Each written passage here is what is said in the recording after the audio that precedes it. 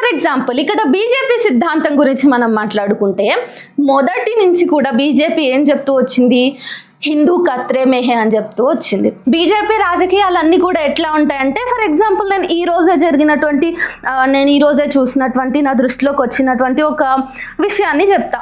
ఏంటి అంటే, BJP MLA పైడి రాకేష్ రెడ్డి అనేటటువంటి వ్యక్తి ఏమన్నాడు, ఫస్ట్ ఆఫ్ ఆల్ హిందూ మతం స్త్రీని దేవతలాగా పూజిస్తుంది కదా, అట్లాంటి హిందూ మతాన్ని మేము భుజానికి ఎత్తుతాము, హిందువులు ప్రమాదంలో ఉన్నారు కాబట్టి బీజేపీ పార్టీ హిందువులని కాపాడుతుంది అని చెప్పుకుని హిందూ రాజకీయాలు చేసేటటువంటి ఈ బీజేపీ పార్టీకి చెందినటువంటి పైడి రాకేష్ రెడ్డి అనే ఎమ్మెల్యే ఏమంటాడు అంటే, ఒక ఆడపిల్ల నోట్లో గుడ్డలు కుక్కి ఒక 4-5 ఆమె చేతులు కాళ్ళు పట్టుకుని ఆమెని అనగబడిన తర్వాత ఆమె మీద అత్యాచారం చేస్తే అది మాత్రమే బలాత్కారం కిందికి వస్తుంది అని చెప్పేసి మాట్లాడతాడు.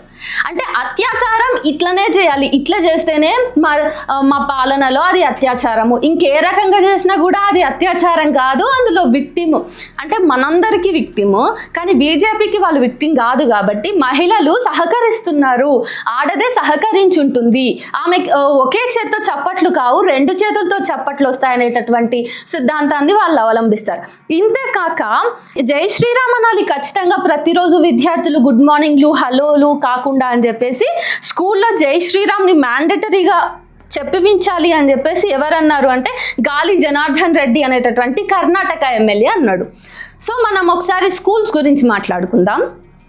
స్కూల్స్ అనేవి మతానికి సంబంధించి ఉండకుండా డెమోక్రాటిక్గా అందరూ వచ్చి చదువుకునేలాగా, అందుకనే యూనిఫామ్స్ ఉండడం, వాళ్ళందరికీ ఒకే రకమైనటువంటి రూల్స్ ఉంటాయి. ఇంకా ఈ మధ్య కార్పొరేట్ స్కూల్స్లో అయితే ఒకే రకమైన బ్యాగ్స్ బాక్సెస్ అన్నీ సేమ్ ఉండాలి అని చెప్పేసి మొత్తం వాళ్ళే ఇచ్చేస్తున్నారు.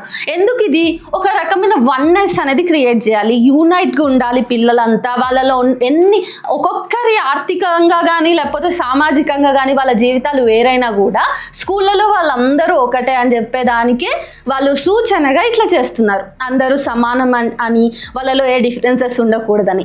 అలాంటి చోట డెమోక్రాటిక్గా సెక్యులర్గా ఉండాల్సిన చోట్లలో అంటే విద్యార్థులు పెరిగేటటువంటి ఆ పాఠశాలల్లో జై శ్రీరామ్ని మ్యాండేట్ చేస్తూ ఈ మనిషి గాలి జనార్దన్ రెడ్డి అన్నాడు.